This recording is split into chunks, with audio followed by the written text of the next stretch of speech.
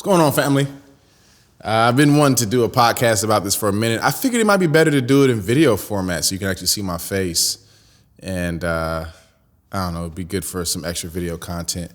I was supposed to be doing some singing today, but my throat is kind of sore. So I figured I still want to get this Wednesday out of content, So where do I begin? I've actually already shot this video one time through. I shot a 45-minute video, trashed it. Didn't like the way it looked. Anyways.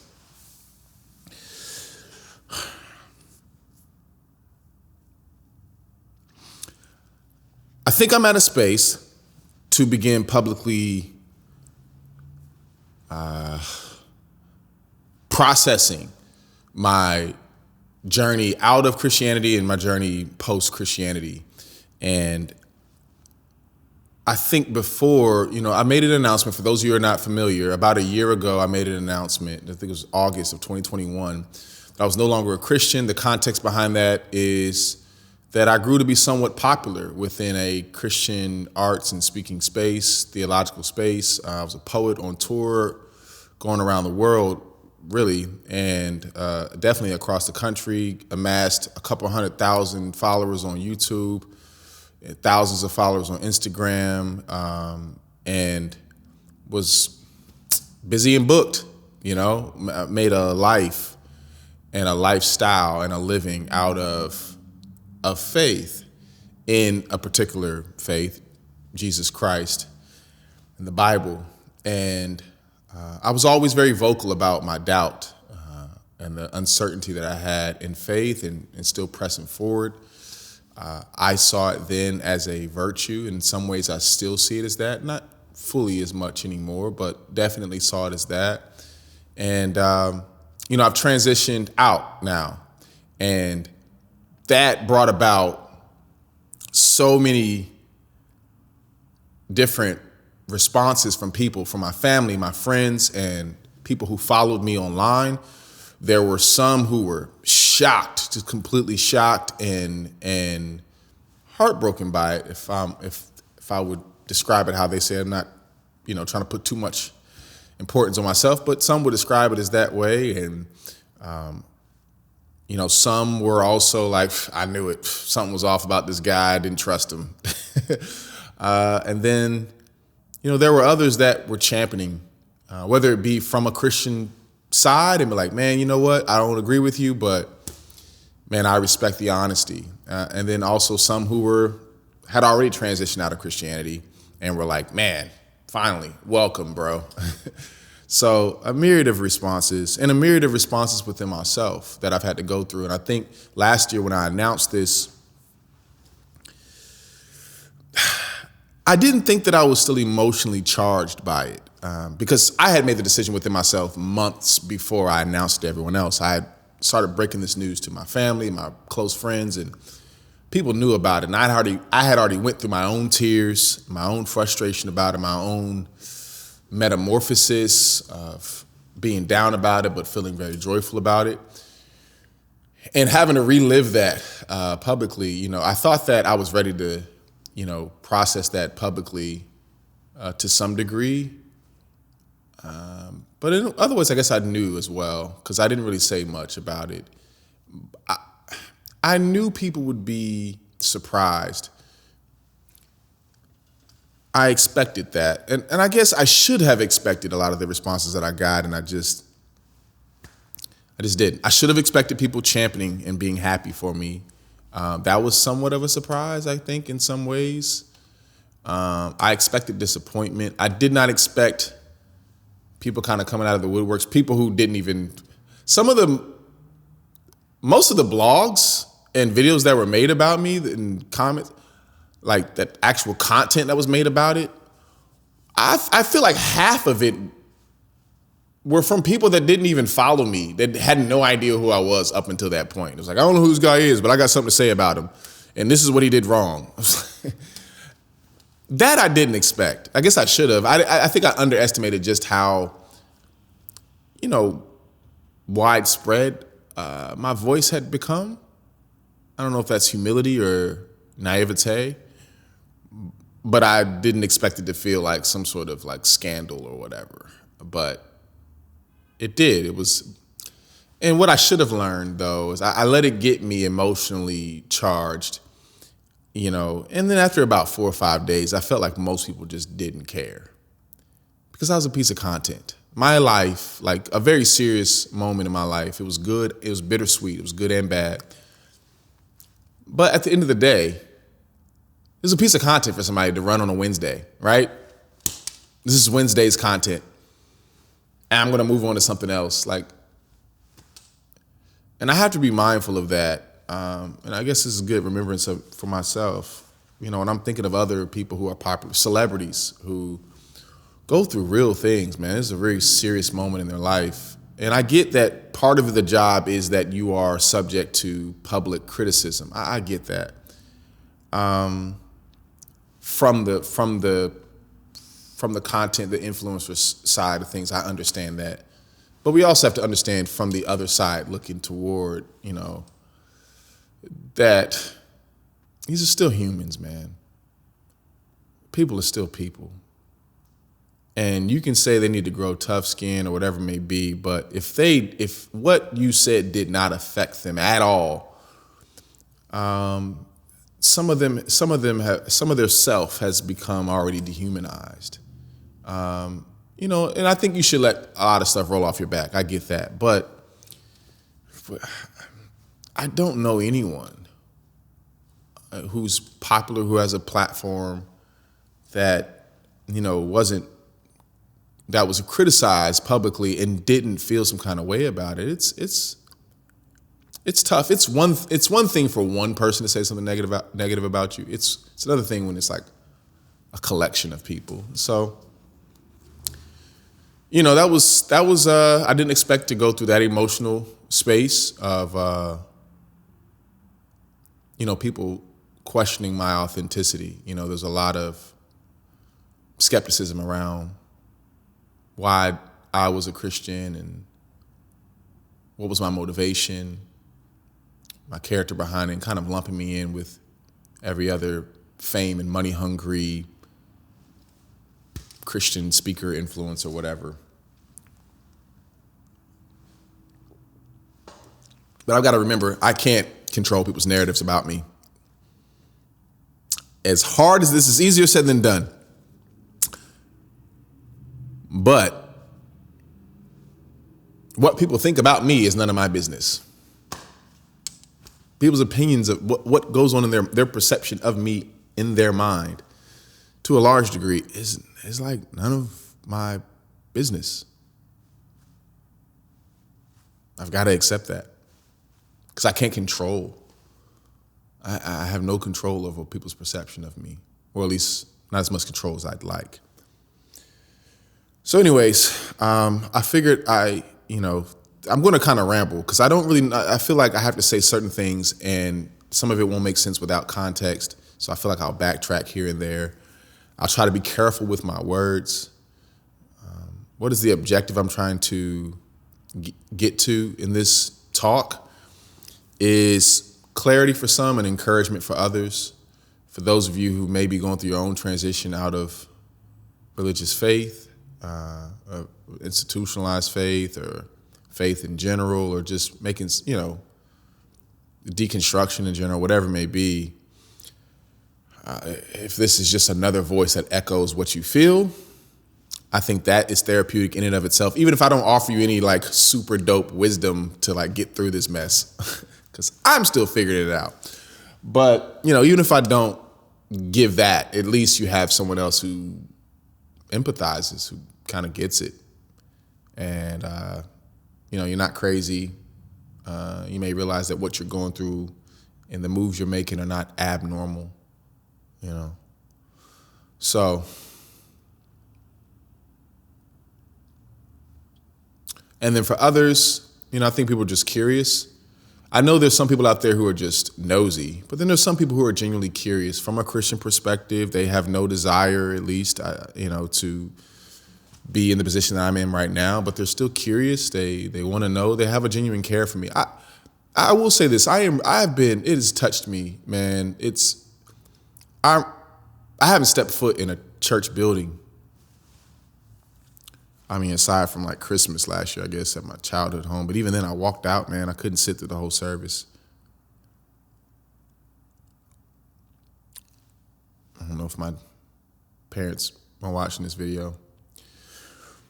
But outside of that, I had not been to a church since March 2020, right before pandemic. It was my last time ever going to a church building. I did online church, but So like 2 weeks ago, I went to Poets in Autumn, a tour that I used to be a part of. I was a Christian poet, was part of this pretty big tour.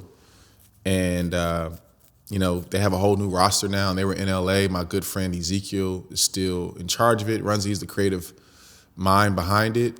And I decided to show up really out of support of him and my other good friend, Jasmine Sims. I think she's a great person, love what she's doing. And I really like Ezekiel. I still have good friends that are, in that Christian world.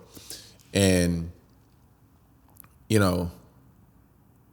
going there, I go to the tour, and I run into a couple of people who are very aware of my transition out of Christian faith.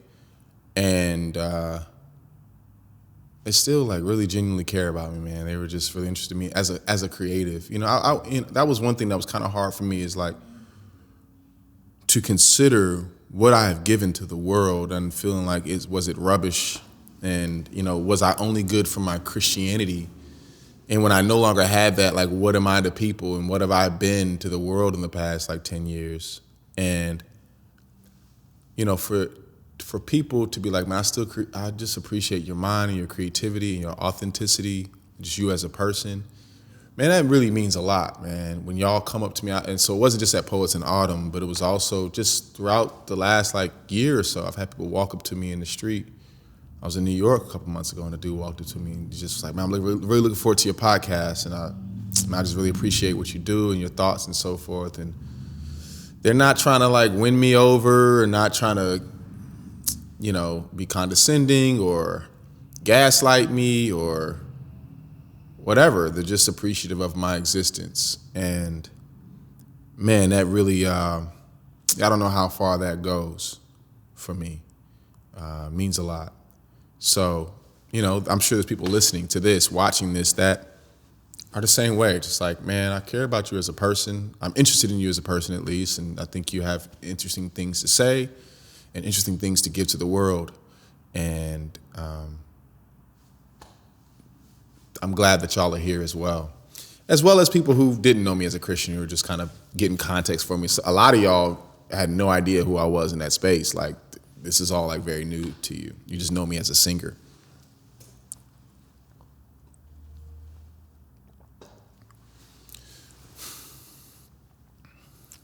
So people ask why I left Christianity.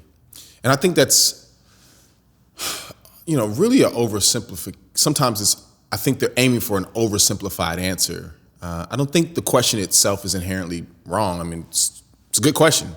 I'm just curious why. But I think sometimes they're looking for a short answer. And I'm like, man, this is years. I think they're looking for like, it's because, and some people have even inferred this on to me, they've put words in my mouth and like, oh yeah, he left because,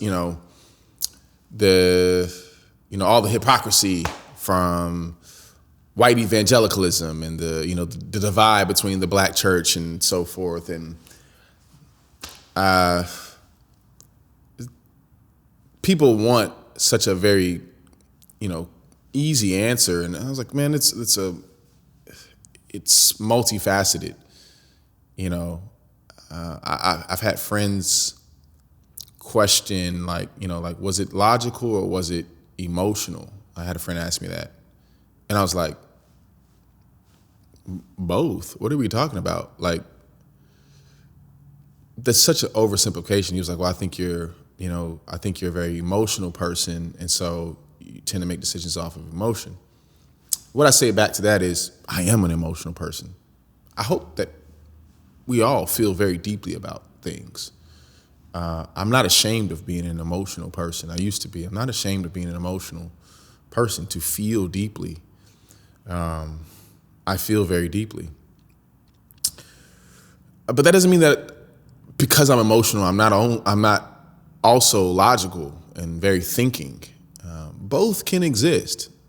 And that very much is me. I think some people are much more, maybe they're more on the logical side than the emotional side or vice versa. I really feel like I'm split down the middle. I mean, just even as a creative and as a, sort of someone who's so intrigued, kind of like, Da Vinci. I'm not to compare myself to the genius of Da Vinci, but in that vein, I mean, this is one of the greatest artists of humanity, and yet, I mean, much of his art was driven from very scientific things and his studying and research, and very logical, very very rooted in material world.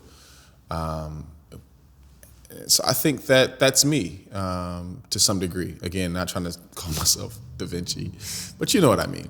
So people can be multifaceted, man, and I think sometimes Christians really oversimplify what it means to have an experience of walking away from Christian faith because of the scriptures that they're given. I think it makes their life easier to simplify my life. If they remove a lot of the gray, when you say things like, oh, well, if he left Christianity, he never was. It was never genuine to begin with. When you say things like that, it makes your life easier because it puts a nice little bow on very complex situations. And I think that in general, we're oftentimes trying to simplify the world around us to make decisions for ourselves much more easy to make, but life is not that. When it comes to sexuality and gay marriage, LGBTQ conversations from a Christian standpoint, oftentimes it's easier for us to simplify things. When it comes to conversations of race, from either left or right or whatever side, like just in general, I think we want to simplify the other side because it makes our life easier to be like, oh, they're this kind of person because they voted for XYZ. I know exactly who you are. It just makes life much easier, especially in a social media world when we really, we humans, and some of you cringe at the word evolve, but we evolve through very small tribes. And we evolved to have social circles that were, dozens of people, right? And now we live in a world where our social circles are much more complex than that. We have the circles, the communities that we identify with in our physical lives, and we identify with the broader community online, and obviously those overlap as well, but it's very hard to size up someone who's not in your tribe and in your community, in your village. So because you don't have enough time with them, but you've got to do something with them, so you simplify them. You broad stroke paint them. So anyways, please, hopefully that alarm won't be too distracting. So I think people do that, for people who leave Christian faith or people who are just outside of Christian faith in general. They want to oversimplify. So I get where the urge comes from. But in oversimplifying someone, you, more times than not, what you end up doing is dehumanizing them. You discredit their real human experiences. Not that human experience is ultimate or that human experience is always the best decider of truth. We know that it's not true, whether you're religious or not. The mind is a very tricky thing. But there still is something about it that if this is my experience, and whether I'm right or wrong, like at the conclusion you come to, at least tell the true and full story of my experience, and then make your judgment call. But when you oversimplify it, you make my wrongs and my right something other than human. It's not me. I'm something, but I'm not human to you. I'm an idea, a concept, not a person. So that it's frustrating when I hear things like that. I remember listening to a podcast episode from some friends of mine. Maybe some of y'all may know them. Maybe I almost hit them up about this, and maybe I shouldn't be talking about it here, but whatever. They addressed it publicly. I guess I can address it publicly. And because I don't doubt that I'm sure I wasn't the focal of the podcast episode, but I don't doubt that I was in mind at some point in constructing the conversation that they were having. And one of the conversations they were having about people who want to have faith, it was like I could be oversimplifying her words here. I'm paraphrasing because I haven't listened to it in a few weeks. But it was something to the lines of like, well, if they really wanted a relationship with God, if they wanted to have faith, they'd have it. It's that simple. And it's because they don't want it. And I was like, please define want. Define want, because want is all I ever had. I don't know how you define it. I'm sure my want was riddled with brokenness and, ill motivations, and there's a lot of mixed things in there, but somewhere in the mix of that was a real genuine desire to have faith and to believe in Jesus, to believe in the Bible, which was one of the reasons why I studied so heavily. Was because I had so many questions and I was trying to get to a conclusion. And,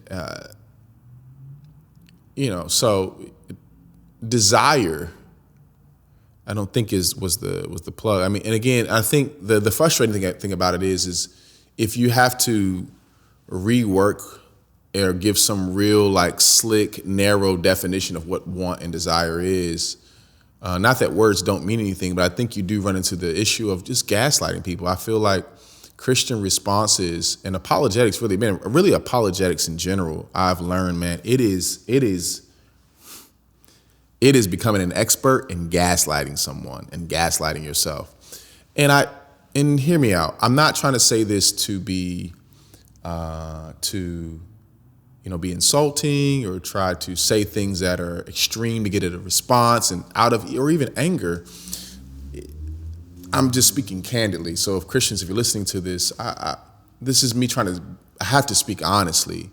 I'm not trying to speak arrogantly or even rudely, but I have come to see apologetics as a very gaslighty expertise in gaslighting and making someone making someone question the real definitions of things, but not as a way to get to truth, but as to veil them from truth. The questions that are asked, I mean, even down to like, I don't want to get in the nitty gritty right now. This is not the video for that. But you try to redefine what is desire? No matter how you generally describe it, I had it. And the only way to say that I didn't have it is to try to work some way in a way that he was like, well, you wanted it, but you didn't really want it. And I'm like, well, how does someone really want it? Whatever it is, like I tried. And then now it comes to the point of like, all right, well, is it not the Spirit that gives faith?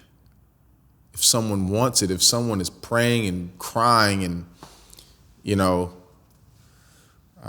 I don't believe those tears were fake, and really desiring something, I'm doubting, I'm questioning, but just like, I don't even want the logical, studious answers. Just drop some like crazy faith in me. Just let me have that. Just give that to me. Had been my prayer for years. Because I was tired of living with the tension. Some tension is good, but it was debilitating. I don't know what the word is. Debilitating or debilitating? I don't know. So, there's many reasons why I left Christian faith. And I think I'll get into that more down the line. because I kind of want to be this more a general video. I think that there was at one point where I was about to get down to it. I was about to just go in. One video I wanted to make a couple months ago, and it felt very combative. And I don't want to come. I think that there are some conversations, some points to make about Christianity and particularly the Western church and religion in general. I think some things need to be said very forcefully and with a bit of edge to it. But in general, I don't want to have that kind of conversation. I don't think it's as helpful for those who are considering walking away or have walked away, or even people who are within Christianity. I don't think it helps to close the divide and make a bridge for people to have real conversation when they feel like they're being insulted all the time. There are going to be some things that I say that will feel insulting, and I'm not saying it to be insulting for the sake of being insulting because I'm bitter or upset with someone, but to just speak candidly, and it may just come off that way.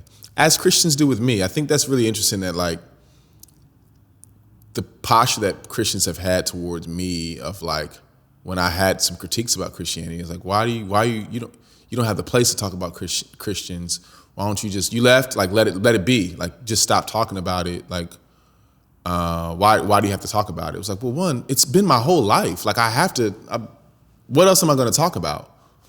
It's my life. Like, and though I may not be spiritually a Christian, I'm by all means, man, culturally, I'm a black Christian. I grew up black Christian church. Culturally, what makes me up as a person, much of it has to do with the church. And so to act as if that period, just get over it, it just doesn't work that way. It's like asking someone who's been married for 20 years or whatever, and they get divorced, and then you're asking them 2 years later to be like, well, why are you still talking about the divorce? Like, why are you still talking about that relationship? It's like, well, I don't know. Maybe because I'm 40 and I got married at 20 and I'm now 42 and about half of my life has been, you know what I'm saying? Like half of my life has been married. And in order to make sense of the life I'm living now, I have to discuss that. And so, and then on top of that, I think it's unfair because Christians do that. When they have been non-Christians and they were, quote unquote, in the world and they become a Christian, they have all kinds of critiques to have about those who are non-Christian because they feel like they've stepped into the side of what they believe is right. So why can't I do the same? I mean, in the world, they've been doing this and that's why the world, blah, blah, blah, blah. But if I want to have the same critiques, it's like, oh, just leave it alone. It's like, well, no, I feel like I'm on a journey and I feel like I'm moving. If I'm not moving in the rightest direction, I'm at least moving in a more right direction than I was before. And I believe that the same way you believe that you're moving in a more right direction. We can have that conversation. And the conversation includes critiques. So, from an emotional standpoint, I'll say this. I've been going faithfully to therapy for every week, sometimes twice a week for the past, I started going to therapy in 2018. Took a break for like a year, I think, and then I started back up again so I was going to therapy from 2018 and 2019. I didn't go to therapy in 2020, started back up in therapy in 2021, and for the most part, I've been going every week since then. Had like a few month lull, but for the most part, and it's been great. One thing I'm really thankful for my therapist, if I can speak this way about her, my therapist is Christian. That's the some people are like, why do you have a Christian therapist? You're not Christian. It's like, it's actually really good because she's more of an open-minded Christian, at least that I can tell. And it's really helpful to have someone who has gone through their own sort of deconstruction and who has a lot of context for the things that I went through as a Christian when I'm discussing, me being on this side of faith. And for someone who has been deeply involved in Christianity themselves, I don't have to give so much explanation to things. So it's really, really helpful to have someone who has a Christian past, and she's presently a Christian as well. So that's been really, really helpful. And man, she said something the other day, and it made me pause. And she said, "What's it going to take for you to get yourself off that cross?" I was talking about things that I've been holding shame and guilt about. And it was marring my identity to myself. And I want to speak honestly. I was maybe a little hesitant to do this because I feel like it may give Christians the aha. See, it ain't all roses on the other side. And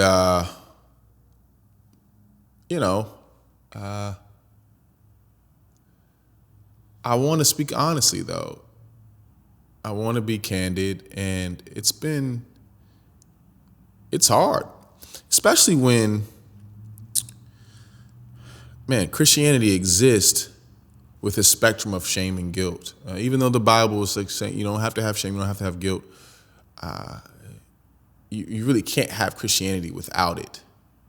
To get saved, you have to understand the shame and guilt that you have.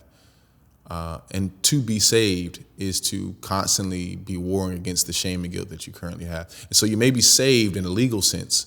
You're written in the Lamb's Book of Life. You have been saved in heaven. But the existential salvation is different, where you actually are walking around without shame and guilt for a consistent long period of time.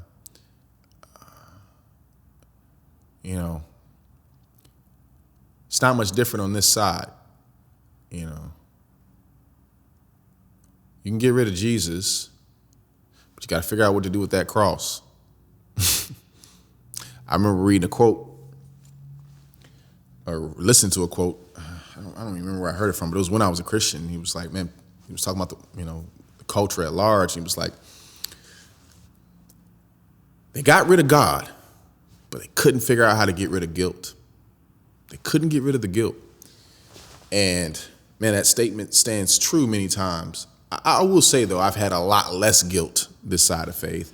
And I've gone through really good seasons where I'm like, man, I'm really walking in a spectrum of joy and fulfillment, where my motivation to do things and my way that I assess the life that I've already lived, I look through it through a lens of joy and fulfillment. I look at what I've done in the past and I say, man, that was not fulfilling, that was not joyful. That did not bring me about joy or fulfillment, but I will not judge you for that, self. I will not shame you and beat you. I will look at that and say, all right, well, let's do a positive reinforcement. How can we move in a way that do things that are going to bring us joy and fulfillment? And that's been a much better thing. But, the shame and guilt creeps. And, she asked me, what are you going to do to get yourself off that cross? And I haven't fully processed that statement yet. I probably should have journaled before I made this video. But that is something that, maybe it's just my personality type. I don't know if it's just humanity as a whole. Maybe I'm projecting my experience onto other people. But, being myself, I know it's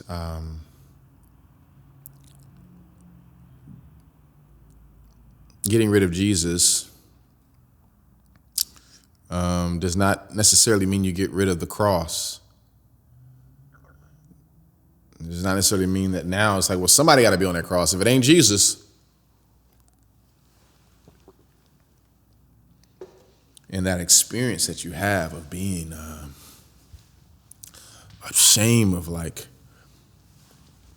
what you've done with your relationships, the opportunities you've had in life, what you've done with your body, what you've done to people, what you've not done in life. And that all is still there. And I think, some Christians may hear me saying this and saying, see, when you hear like, well, somebody has to be on that cross, and y'all may see that as an apologetic.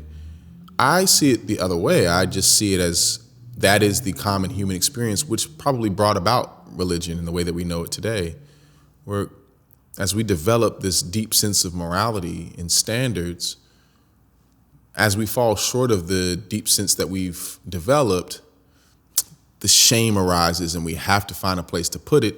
And we found scapegoats, we found religion, we found crosses that would allow us to run our shame out of the city. So, I don't think it's, you may see it as an apologetic toward Christianity. If anything, I see it as the other way around. But it does not make the experience any less real. So I guess that's my, not warning, but just heads up to people who are walking away from faith that, it's still, it's hard,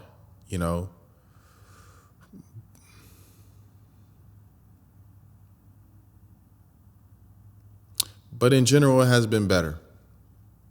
It has been better for me. I'm more congruent of a person than I've ever been. I believe there are three persons, the Trinity of you. The person that you think you are, the person that other people think you are, and the person that you actually are. And those can be three very different people. The person you think you are, the person that people think you are, and the person you actually are. And my goal, even in the side of Christianity, I think one thread that has followed through my experience, if anything, is that I've been trying to make those three people the same as much as possible. I think there will always be some difference in that, right? Because even within, not even just everyone's gonna have the same perception of you. There's the person that my mom thinks I am, the person that my dad thinks I am, the person that my friends think I am, the friends and followers or whatever. So there's always gonna be some discrepancy even within that person. But if I can oversimplify it, it's essentially three people, and I'm constantly trying to bring those three people together and come to an agreement to move in sync so that who I actually am is what people perceive me to be, for good or bad, and what I perceive myself to be. And I think that when those three people move incongruently, you have tension and fragmentation within yourself, and it causes all kinds of depression and anxiety and frustration, where person you actually are is at war with who you want to be. So maybe there's even a fourth person. I guess I can go on with this, is who you think you are or who you want to be. That's a whole other, the ideal of you. And the person you actually are, or at least the person you think you are, oftentimes can be at war with the person that you want to be. And I'm constantly doing the work of that. At least I'm trying to do that.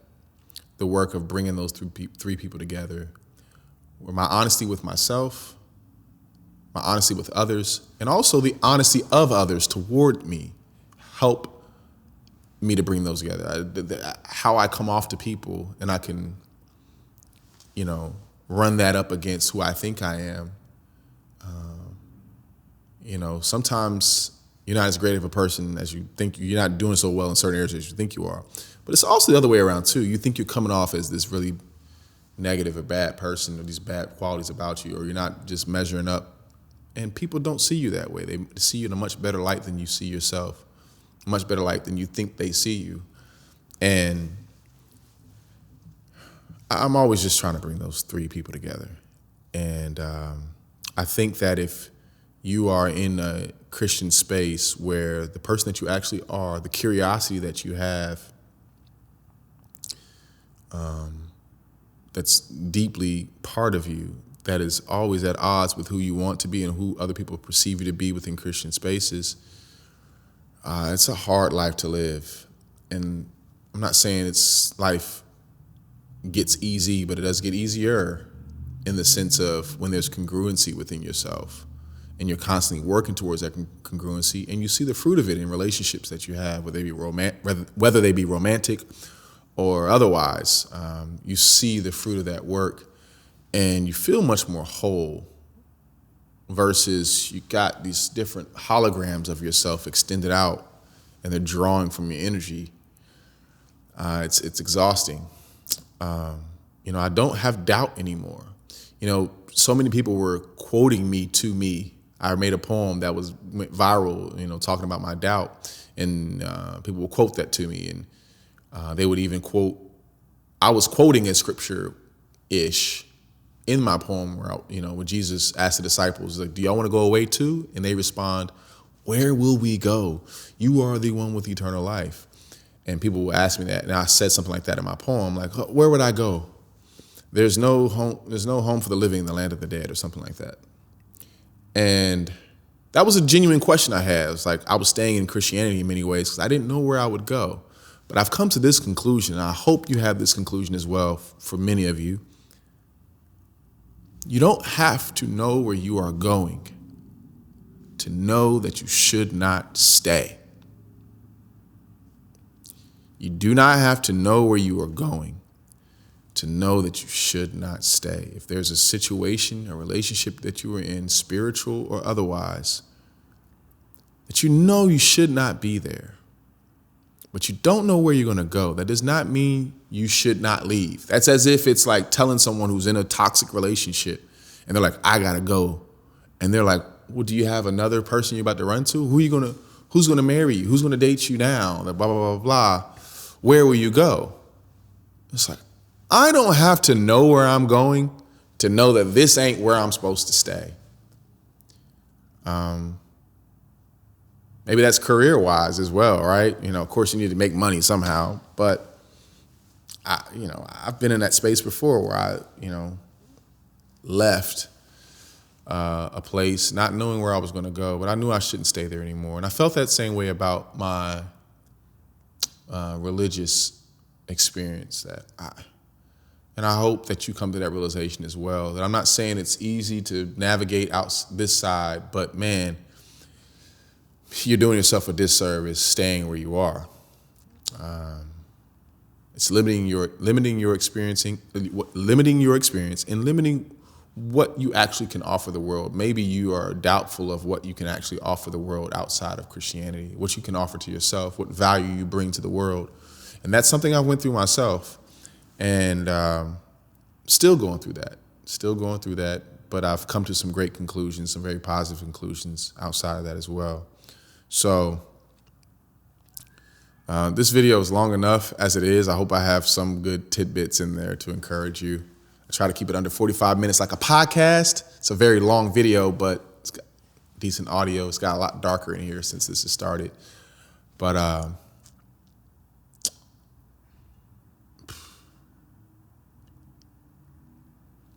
you're human. You're having a human experience.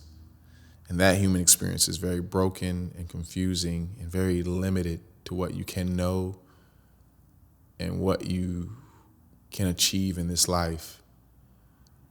And that's okay. Coming to grips with being human. Once you come to grips with your limitations, you become more, ironically, free. So you want to push boundaries, and that's fine. But you also don't feel shame when you don't have things figured out. You're human. You get tired. You get confused. You make bad decisions. You don't know where to go next. You are not unique in that. There's many others who are going through the same thing. I'm one of them.